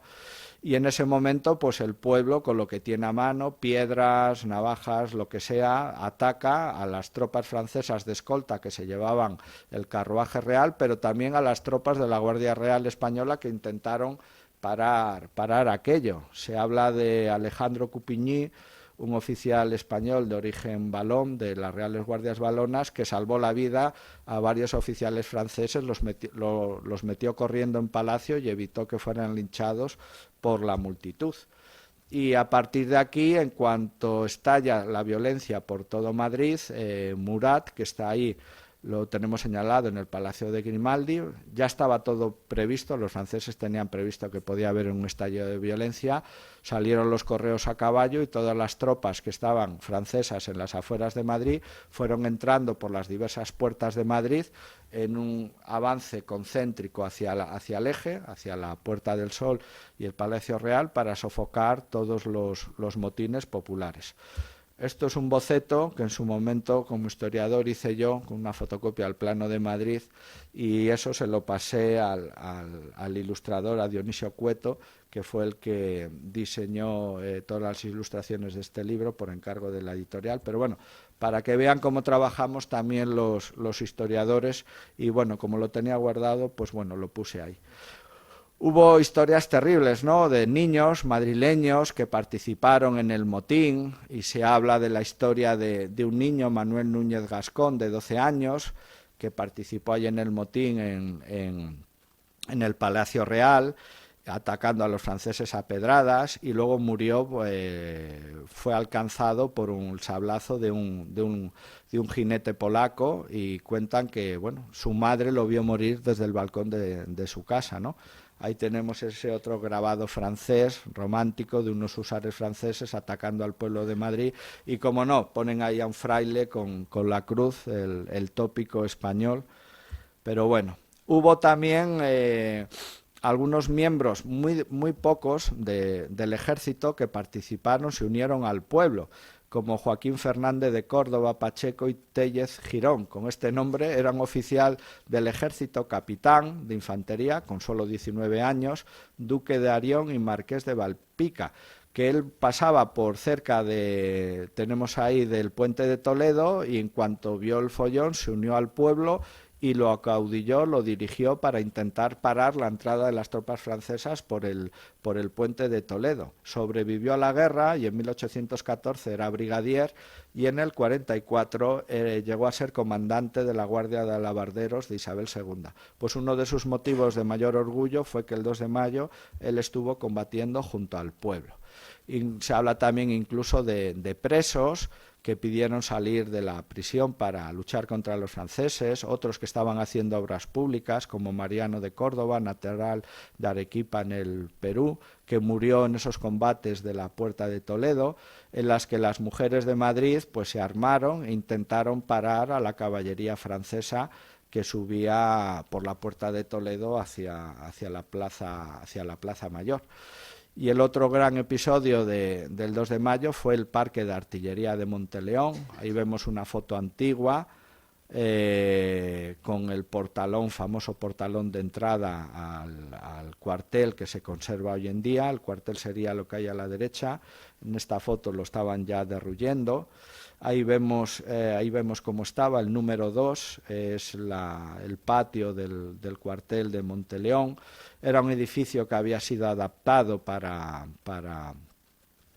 cuartel de artillería, y ahí en el número 1 y 12, creo recordar, estaba el cuartel de los voluntarios de Estado, de infantería, que una de sus compañías acudió al Parque de Monteleón, y dirigida ahí por el teniente Ruiz, pues combatió junto a los artilleros contra los franceses. Ahí se puede decir que fue también uno de los lugares donde dio comienzo la nación española. El pueblo de Madrid acudió al cuartel, el cuartel cerró sus puertas, y el pueblo golpeando las puertas pidiendo a los artilleros que les dieran armas, que los franceses estaban matando a los madrileños, y cuentan que 2 oficiales que estaban allí, Luis Daoiz y otro que no formaba parte de la guarnición, Pedro Velarde, que era del Estado Mayor de Artillería, al final abrieron las puertas del cuartel. La historia es más larga de contar, pero no podemos profundizar en ello. Dieron armas al pueblo y se unieron al pueblo. Pero en ese cuartel había como 30 mandos, 30 oficiales. Solo 3 estuvieron con el pueblo: Luis Daoiz, Pedro Velarde y el teniente Ruiz. Ahí lo tenemos. Luis Daoiz, oficial de artillería, sevillano, pero de origen navarro, decían que era un andaluz raro, porque era muy serio. Hay un dicho andaluz de Dios me libre de un andaluz serio. Bueno, pues Luis Daoiz era así. Y Pedro Velarde, que era cántabro. Pedro Velarde quería unirse al pueblo, Luis Daoiz por el sentido de la disciplina, al principio no, pero luego ya decidió abrir las puertas, sacar los cañones y combatir contra los franceses. Aquí tenemos su hoja de servicios. Ahí vemos que era nacido en Sevilla, alistado en 1782 como cadete del Real Colegio Militar de Artillería de Segovia. Desde 1802 era capitán en el tercer regimiento de artillería de Sevilla, y él se había distinguido en la defensa de Cádiz contra la flota británica unos años antes al mando de una lancha cañonera con las que el almirante Mazarredo consiguió derrotar a la Armada británica y echarla fuera de la bahía de Cádiz.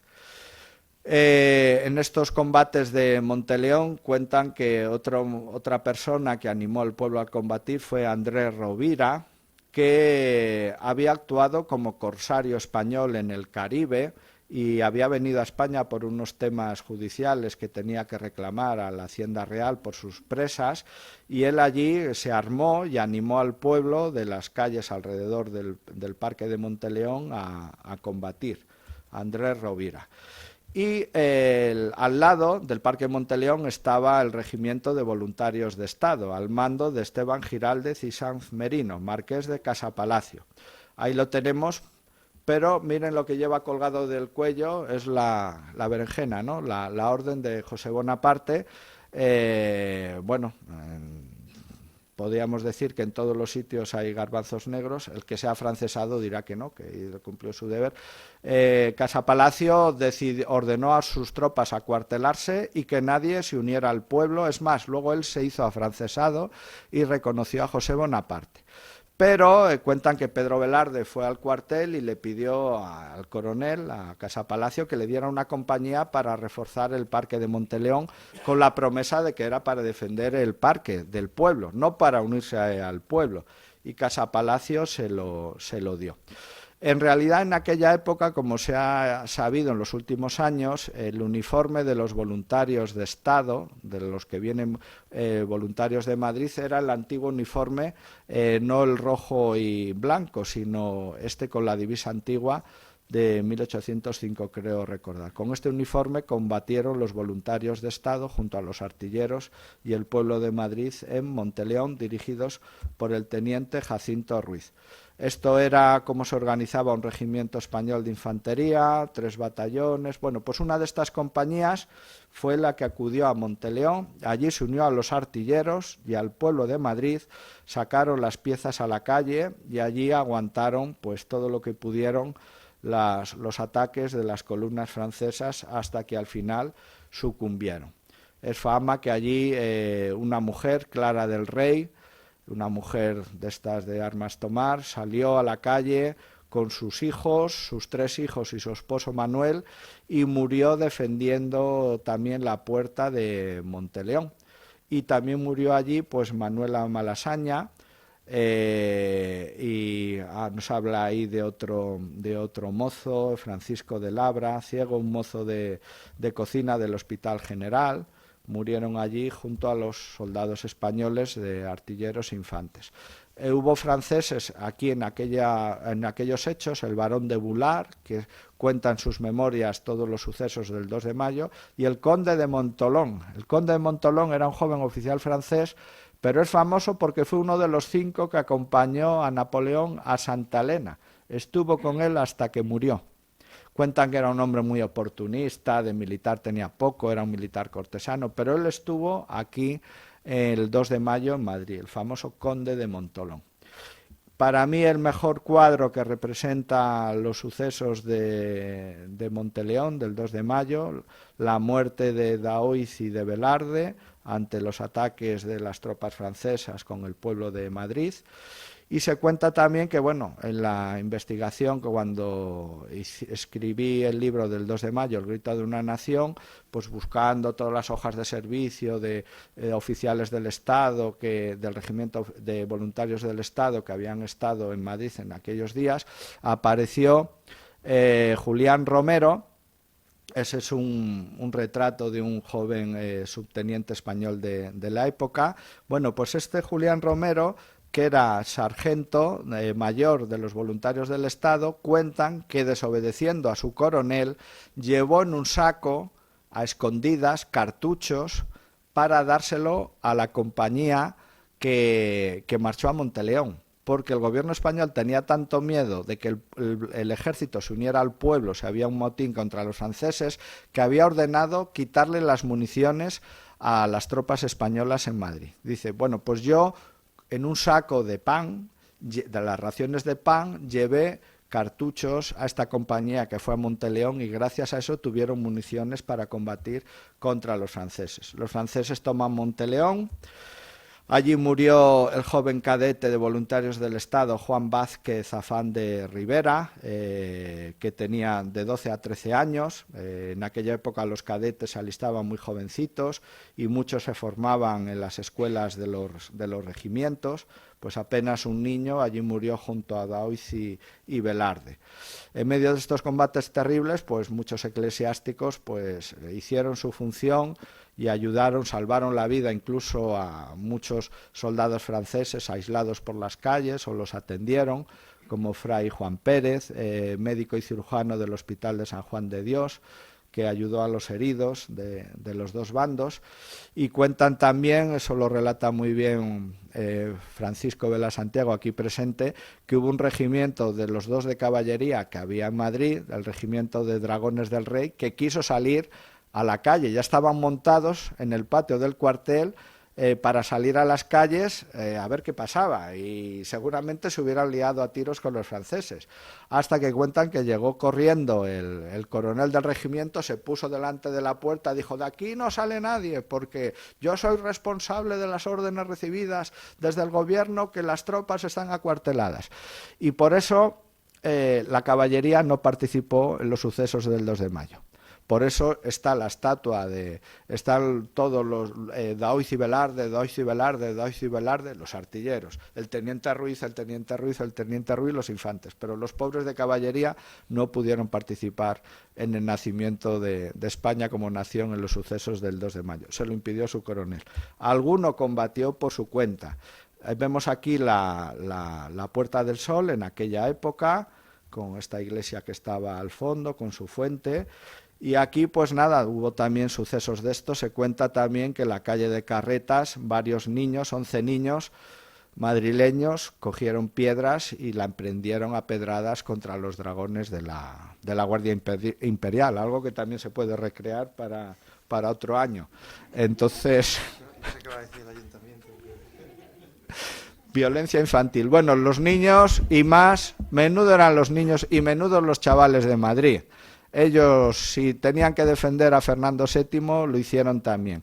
Nos habla de esto, de 2 niños, uno de 10 años, José del Cerro, y otro de 11, José García Cristóbal, se enfrentaron cara a cara a pedrada limpia con un dragón de la Guardia Imperial francesa. Hubo ahí los muertos en la plaza de la Puerta del Sol, y se formaron varias partidas de vecinos de manera espontánea. En barrios de Madrid se fueron formando partidas de 15, 20, 50, 70 vecinos armados y con algún líder natural que se puso al frente, y esto luego se recopiló al final de la guerra, pues la partida de José Fernando Villamil. Esta persona era dueño de una hostería, era pues el dueño de un hostal en la plaza de Matute. Se armaron con fusiles que le quitaron al retén de la Guardia de Inválidos de las casas consistoriales, aquí al lado, y combatieron en la Plaza Mayor. La partida de José Blas Molina Soriano, maestro cerrajero, que era del partido fernandino. Defendieron el parque de artillería, la partida de José Rodríguez, que era dueño de una botillería en la carrera de San Jerónimo, la partida de Cosme Mora, almacenista de carbón en la corredera de San Pablo. también estuvieron combatiendo por las calles de Madrid, como vemos aquí en la Puerta del Sol. La de Andrés Rovira, este hidalgo corsario que le pilló el follón estando en Madrid, y él hizo lo que para lo que estaba entrenado. Era un corsario español que se había ganado la vida asaltando buques británicos en el Caribe, y buques también a veces norteamericanos. La partida de José Albarrán, un médico de la Real Familia en la calle Ancha de San Bernardo. La partida de Alfonso Sánchez, un arquitecto y profesor de la Real Academia de Bellas Artes de San Fernando, con auxilio de otros 2 profesores. Y también se consiguieron armas, intentaron llegar al parque de artillería, pero fueron interceptados y batidos muertos en la calle Mayor. La partida de Cayetano Miguel Manchón, un presbítero. Y bueno, aquí cerca de la Puerta del Sol, la carga de los mamelucos. Ya sabemos que estos cuadros Goya los pintó para hacerse perdonar en 1814, que él había chaqueteado y había reconocido a José Bonaparte. Este cuadro, ven que en el margen, según miran, el margen derecho, falta pintura. Este cuadro, cuando fue evacuado a Valencia en la Guerra Civil Española, el camión que lo llevaba sufrió un accidente y parte del cuadro se rompió el borde, por eso siempre ha estado así. Creo que ahora ya lo tienen restaurado. La partida de 2 alféreces de fragata de la Armada, que se unieron también al pueblo, Juan Van Halen, el famoso Juan Van Halen, José de Zeta, Joaquín Fernández de Córdoba, el marqués de Malpica, que ya hemos hablado, José Gutiérrez, un estudiante asturiano que consiguió llegar al Parque de Monteleón, o la partida de los presidiarios de la cárcel de Casa de Corte, que pidieron por favor salir a luchar con la promesa de que luego volverían. Y nada más que acabaron los combates, volvieron corriendo a prisión porque eran donde más seguros estaban. Cuentan que salieron, no sé si eran una 30 o 40, solo faltó uno. El resto, los que no habían muerto, volvieron todos. Había tropas de marina, aquí también en Madrid, de esta compañía de granaderos. Pues ahí tenemos el caso de un granadero, Esteban Casales Rivera, catalán, que murió defendiendo pues también la causa de Fernando VII aquí en las calles de Madrid. Tenemos ahí un grabado de época, un dibujo de Dionisio Cueto y otro de Francisco Vela Santiago. La partida del oficial de la Cruz, un oficial de artillería desconocido, en la calle Silva, otro oficial de caballería también se unió a una partida del pueblo. La partida de la calle de la Bola, formado por criados del marqués de Astorga y del embajador de Portugal, que se le unieron y combatieron contra los franceses. La partida de la calle de Atocha, que no se sabe quién la dirigió, y de las unidades militares españolas que combatieron el 2 de mayo, la segunda compañía del tercer regimiento de Sevilla, que estaba en Monteleón, y la tercera compañía del regimiento de voluntarios del Estado. También murieron algunos soldados de la Guardia Real, como Pablo Monsac, que era húngaro, y un húngaro en la Guardia Valona Española. Había extranjeros sirviendo en las Reales Guardias, incluso después de después de la batalla de Austerlitz, Napoleón, que se había hecho con 12.000 prisioneros austriacos y centroeuropeos, le ofreció a Carlos IV que si quería soldados mercenarios, porque eran soldados de oficio, les ofrecía servir al rey de España. Y varios cientos de ellos vinieron a servir en el ejército español, y por eso aparecen estos soldados centroeuropeos en las listas del ejército español, y uno de ellos murió en el 2 de mayo. Ahí también en el Paseo del Retiro, en la Fuente de Neptuno, combates que hubo por todas las calles de Madrid. Y luego los franceses, en cuanto empiezan a entrar todas las tropas en Madrid, ya se hacen con la situación y empiezan a provocar una masacre. Cuentan que como les dispararan desde un balcón o desde una ventana, si tenían la orden de llegar rápidamente al centro de Madrid, hacían una cruz en la puerta y las tropas que venían detrás reventaban las puertas, entraban y no dejaban a nadie vivo. Y pasó en varias casas de Madrid. La calle número 17, la casa 17 de la calle Montera, se les hizo fuego a los franceses desde un balcón, entraron las tropas francesas y asesinaron a todos los vecinos. para horror de todos los que vivían en aquella calle. Gente que vio esto, pues el famoso mesonero de los romanos, que era un niño, lo vio desde el balcón de su ventana. El famoso sacerdote que luego se secularizó, marchó a Inglaterra, era ultraliberal, y el famoso Blanco Guay, que luego se hizo protestante, también lo contó en sus memorias. Y los franceses, cuando sofocan el motín, dan un escarmiento, y a todos los que habían cogido prisioneros, hubieran participado o no en el motín, se les fusiló.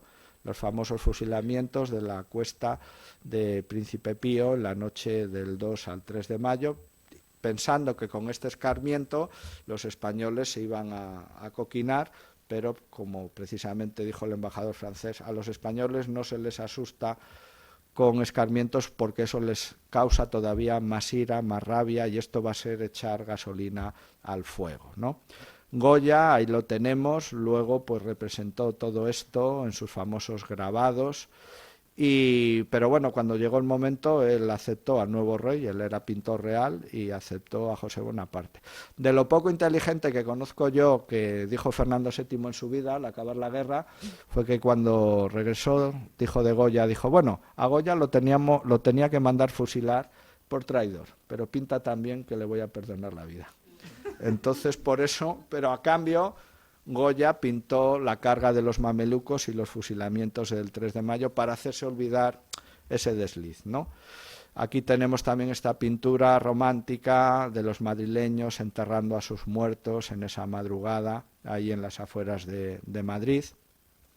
Y hablando de muertos, se contabilizó muy bien todos los que murieron por el ayuntamiento, porque barrio a barrio se fueron recogiendo los cuerpos, se fue tomando filiación, y se sabe que murieron 410 madrileños, 171 de ellos fueron heridos, algunos de estos morirían en los días siguientes, en total unas 581 víctimas. Heridos seguro que hubo más, porque estos son los heridos que fueron a parar a los hospitales. Más de algún herido dijo, yo no me presento por un hospital porque como llegue con una herida de arma blanca o de fuego, es que estaba en el 2 de mayo y me van a detener.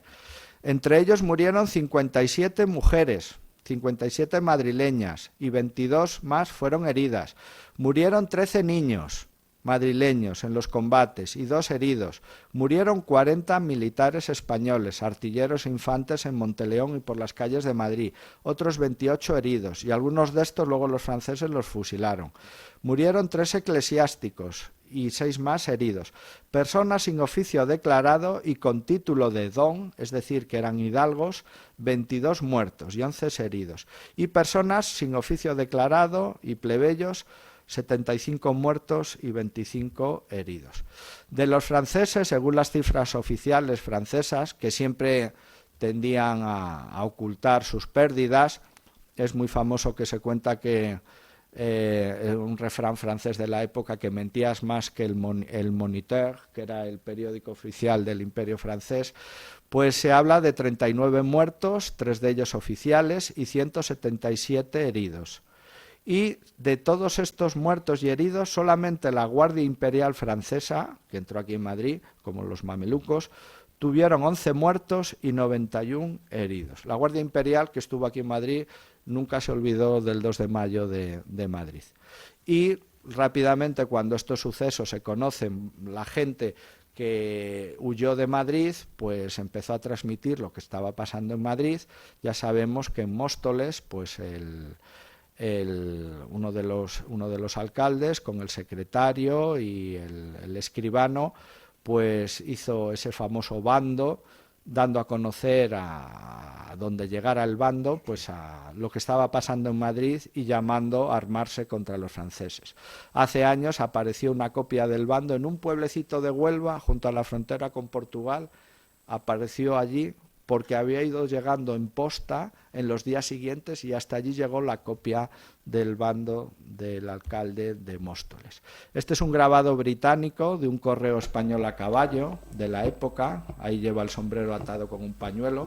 Cuentan que los correos españoles llevaban las monturas con campanitas para que cuando entraban corriendo en los pueblos la gente les oyera y se apartara enseguida de la calle, no fuera que pudieran ser arrollados la gente. Este era un correo español de 1808 de los que hacían la posta.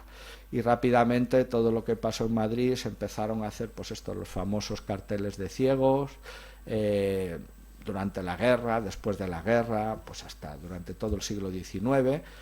Y cuando los sucesos de Madrid llegan a Bayona, pues allí Napoleón pues les echa la bronca terrible a Carlos IV, a Fernando. Carlos IV apostrofa a su hijo: ves, esto ha pasado por tu culpa, la muerte de los madrileños, y ahora cómo vuelvo yo a Madrid, sobre esta sangre, nosotros ya no podemos reinar en España. Entonces Napoleón obligó a Fernando a que le devolviera la corona a su padre. Fernando, muy orgulloso, dijo: no, la corona es mía. Entonces Napoleón le dijo: pues te fusilo. Y a Fernando, tan valiente, él dijo: sí, ahí tienes la corona. Y Carlos IV firmó el papel y le entregó la corona de España a Napoleón, porque en el antiguo régimen España no es de los españoles, España es del rey. Aunque según la tradición medieval política española de las 7 partidas de Alfonso X, se necesitaba el consentimiento de las Cortes, que representan a la nación. Y como ese consentimiento no se había dado, Napoleón enseguida intentó formar una especie de Cortes allí en Bayona, que ni fueron Cortes ni nada, la Asamblea de Bayona, para que ratificara esa cesión de la corona. Aquí vemos en este grabado de época Carlos IV entregando la corona de España a Napoleón, Fernando VII llorando, etcétera. Y rápidamente esto se publicó en la Gaceta de Madrid, que era el boletín oficial del Estado de la época. En Madrid, el 20 de mayo, aparece la renuncia al trono de España del príncipe de Asturias y de sus hermanos, resto de infantes, y ya cuando esto se sabe, que la gente en las provincias estaba ya caliente por lo que había pasado el 2 de mayo, cuando se sabe la renuncia, pues en toda España estalla la rebelión. Napoleón entrega la corona de España a su hermano, José Bonaparte, que hubiera podido ser un buen rey de España porque era un hombre honrado, buena persona, abogado de profesión, pero claro, los españoles no le pudieron aceptar. Aquí ven el escudo bonapartista, real español, con el reino de León, el reino de Castilla, el reino de Aragón, Navarra, Granada, el hemisferio de 2 mundos que representa el imperio en América, y en lugar de las flores de lis, el águila bonapartista. Este escudo, el único lugar que sepa yo que se conserva en España es en Valladolid. En Valladolid, en la iglesia de San Benito, encima de la puerta, ahí ven el escudo bonapartista. Si un día quieren discutir con alguien de Valladolid, le dicen: anda, si todavía tenéis ahí el escudo de José Bonaparte. En todos los lugares de España, yo como soy leonés, discuto mucho con los de Valladolid. Como en todos los lugares de España donde había escudos de Bonaparte, se hizo la damnatio memoria, se destruyeron. Y este quedó ahí, y bueno, ya sabemos lo que es en España. Bueno, ya lo haremos mañana, que si está muy alto, que si tal, que si cual, ahí se quedó. Y ahora, bueno, es un elemento histórico de este episodio de la historia de España. En mayo-junio de 1808 se sublevan las provincias, el pueblo, y quien salva a España, a la nación, el que sea afrancesado dirá que no, yo como no soy afrancesado, aunque admiro a Francia en muchas cosas, pues fueron los ayuntamientos, el último nivel del Estado. Así que cuando pensemos que España se va al garete, pensemos que todavía quedan los alcaldes. Si el gobierno de España, los ministros estuvieran formados por alcaldes, mejor nos iría a lo mejor incluso hoy. Porque los alcaldes, sean del partido político que sean, gobiernan con bastante sentido común, porque gobiernan para sus vecinos y ven a sus vecinos todos los días. No a lo mejor el alcalde de Madrid, pero los alcaldes de ciudades pequeñas gobiernan directamente con el pueblo. Bueno, pues fueron los ayuntamientos de las provincias los que se negaron a reconocer lo que había pasado en Bayona, y se formaron 17 juntas provinciales: la Junta de Galicia, la Junta de Asturias, la Junta de León, la Junta de Granada, de Sevilla, de Valencia, bueno, por toda España. Y se formaron, el gobierno en Madrid desapareció porque nadie la reconoció, porque se había aceptado a José Bonaparte. Y aquí en este grabado famoso de época, ya estamos acabando, aparecen todas las provincias de España, cada personaje con un traje regional distinto: valencianos, extremeños, vascos, catalanes, andaluces, castellanos que acuden a sostener el trono de Fernando VII. Fernando, ese busto, la mujer que le abraza es España, ese ángel alado toca un clarín para despertar a las provincias de España y José Bonaparte intenta derribar el trono de Fernando para ocuparlo él. Y a los pies el león español se está merendando al águila francesa. Y a los ideales nobles y hermosos de la Revolución Francesa de igualdad, legalidad y fraternidad, Napoleón los pervierte para hacer una política imperialista en Europa y los españoles respondieron con religión, patria y rey, que por cierto son luego el grito de guerra años después del carlismo, del tradicionalismo español. Y en este monumento que está en mi ciudad, en Astorga, el león español aplastando al águila francesa. El gobierno en Madrid reconoce a José Bonaparte como rey y enseguida empezó a sacar proclamas de que no pasaba nada, que estaba todo tranquilo, Cuando un gobierno de un país dice que esté todo tranquilo, a veces tenemos que ponernos a temblar, ¿no? Eso todavía pasa hoy en día. Intentaron ocultar lo que estaba sucediendo y enseguida las provincias se levantan en armas y reconocen a Fernando como único rey de España, secuestrado en Francia en su jaula dorada del Palacio de Valensay. En este famoso grabado, patriota aparece un patriota manchego premiando a Napoleón los malos ratos que se da por regenerarnos. Se ha bajado los calzones, se está haciendo de cuerpo y está cayendo todo encima de la carta otorgada de Bayona que Napoleón está escribiendo y tiene para limpiarse el trasero la Constitución de Bayona y un retrato del tío Pepe Botellas. Esto tan escatológico le gustaba mucho al pueblo español, que era analfabeto. Pero como era analfabeto el pueblo francés o alemán, había mucho analfabetismo en la época, entonces al pueblo había que educarlo, impulsarlo con imágenes, y entre más populares, mejor. Y ahí Fernando, ensalzado, que lo han puesto casi hasta guapo, pues como el culmen de todas las virtudes humanas, ¿no? Y España se alza contra los franceses. Todavía hoy hay gente que dice, pues vaya a alzarnos para que luego regresara Fernando VII. Bueno, pero es que el pueblo español, como dijo Jovellanos, no se levantó solo por los Borbones, se levantó porque quien gobierna en España y quien reina lo tienen que decidir los españoles, ningún poder extranjero. Y si hay que reformar el país y si hay que quitar el absolutismo, el antiguo régimen, como dijo Jovellanos, lo haremos nosotros, sin auxilio de bayonetas extranjeras. Jovellanos, que había sido perseguido por Carlos IV y rehabilitado por Fernando, se lo pensó varios días, pero él al final, José Bonaparte le ofreció ser ministro de su gobierno, pero él al final dijo, nosotros, la élite de la clase política española, tenemos que estar con nuestro pueblo, con razón o sin razón, en este caso con razón, y no podemos dejarles abandonados. Uno de los grandes hombres de España.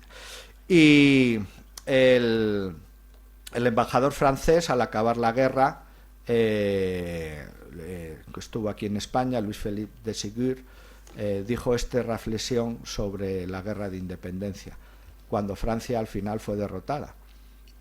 Los españoles, gran pueblo, pero sin grandes hombres que les dirijan, ni siquiera durante 6 años en las circunstancias más propicias para crearlos. Esto es una de las cosas que, por desgracia, muchas veces en la historia de España nos ha pasado, que el pueblo español es un gran pueblo, generoso, noble, tenemos nuestros defectos, pero nos han faltado clases dirigentes que nos conduzcan y nos gobiernen. En el antiguo régimen eso no era culpa del pueblo, porque no se vota. Pero en democracia hoy en día nosotros somos responsables de quienes nos gobiernan, de nuestros alcaldes, de nuestros presidentes regionales y de nuestros presidentes de nuestro país. Y tenemos que ser ciudadanos responsables y exigir. Y para eso hay que conocer la historia de nuestro país. Y para eso lo que hace en los próximos días la Asociación de Voluntarios de Madrid pues contribuye a formar ciudadanos representando la historia en las calles de Madrid. Muchas gracias.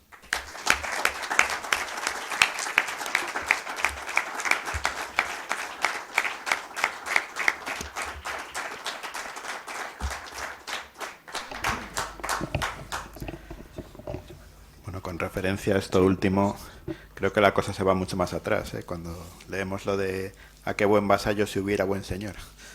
Pues creo que la cosa fue así y sigue siendo así, por desgracia. Bueno, pues nos hemos salido mucho del horario, pero vamos a dejar un brevísimo, por favor, turno de preguntas, 1, 2, y si alguien... adelante, venga. Sí, sí, y a veces en localidades había la figura de la alcaldía estaba dividida en 2 personas. A veces había un alcalde para el estamento noble y un alcalde para el estado llano, alcalde mayor, alcaldes... Aquí en Madrid había alcaldes de barrio, desde la época del motín de Esquilache, para controlar los barrios de la ciudad. Lo que tiene el alcalde de Móstoles es que es precisamente cuando falla todo, falla el gobierno central, los capitanes generales, el Consejo de Castilla, que era el órgano de gobierno después de la monarquía, todos por miedo o por convicción de que piensan que es lo mejor para España cambiar de rey.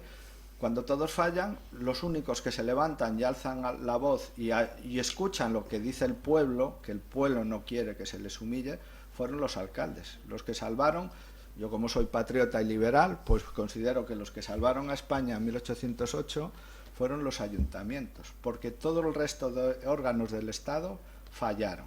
No supieron prever la invasión francesa y cuando la vieron se acobardaron y no hicieron nada. Y lo hizo el pueblo y los alcaldes. Y luego el ejército español se unió todo él al pueblo. Estaba Jesús, tenía... Bueno, las damas primero. No. Hola, bueno, felicidades a todos los que han hablado, que ha sido interesantísimo. Mi pregunta es para los voluntarios de Madrid. ¿No les han pedido en la Comunidad de Madrid hacer alguna representación o en la fiesta del 2 de mayo, en la Puerta del Sol? No, este año en la Puerta del Sol ha habido un cambio de programa institucional, protocolario, me parece, y bueno, por distintos motivos logísticos, la Puerta del Sol no era un sitio apto para hacer espectáculos que requieren mucho espacio como es lo nuestro. Entonces, yo creo que este año ha cambiado un poco el programa a raíz de cuestiones políticas. A usted. Sí, buenos días. Muchísimas gracias, Arsenio, por esta nueva disertación de mucha sabiduría en este tema. Mi pregunta es una pregunta que siempre está flotando en el aire. ¿Qué pasó con las joyas de la corona de España? ¿Se las llevó José a Estados Unidos? ¿Se las llevaron los reyes? Gracias. Sí, en principio se habla, bueno, mucho patrimonio de los palacios reales y de la Casa Real, pues cayó en manos aliadas en la batalla de Vitoria, el famoso equipaje del rey José, que allí José tuvo que salir, se salvó de no caer prisionero porque cogió un buen caballo y un escuadrón francés de caballería lo escoltó y a uña de caballo, como se dice en las novelas de Alejandro Dumas, consiguió evitar ser capturado, pero todo lo que llevaba, lo principal, lo perdió, quedó atrás. Aún así se habla de que conservó varias joyas y como él emigró a Estados Unidos, luego vivió, algunas de esas joyas las acabó vendiendo, subastando. Y no es algo que no conozco en mucho detalle, pero lo esencial del tesoro real español cayó en manos aliadas y luego sabemos que muchos cuadros, obras de arte, Fernando VII de Arthur Wellesley, cuando Fernando regresa a España le dice Majestad y tiene todo su tesoro real que le habían sacado los franceses y Fernando, muy magnánimo, él le dijo, se lo regaló a Wellesley. Por eso hoy hay en Inglaterra y en la colección de los duques actuales de Wellington y en museos británicos hay muchas obras de arte, Velázquez, Zurbarán, Rubens, que proceden de ese tesoro real que cayó del equipaje del rey José, que cayó en manos aliadas en la batalla de Vitoria. Y sí se sabe que se llevó algo a su destierro en Estados Unidos, sí. Parece ser que lo vendió. No eran las joyas más importantes de la corona, que sepa yo. Gracias. Bueno, pues si no tenemos más preguntas, creo que podemos dar por... Bueno, muchas gracias a ustedes y cuando uno tiene tan excelente público, pues bueno, pues se agradece. Y ahora, pues nada, que sepamos que el nacimiento de España como nación empezó aquí, en las calles de Madrid. A Bueno. ustedes.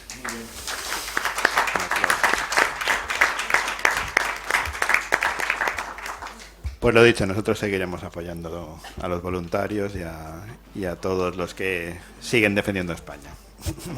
Buenos días.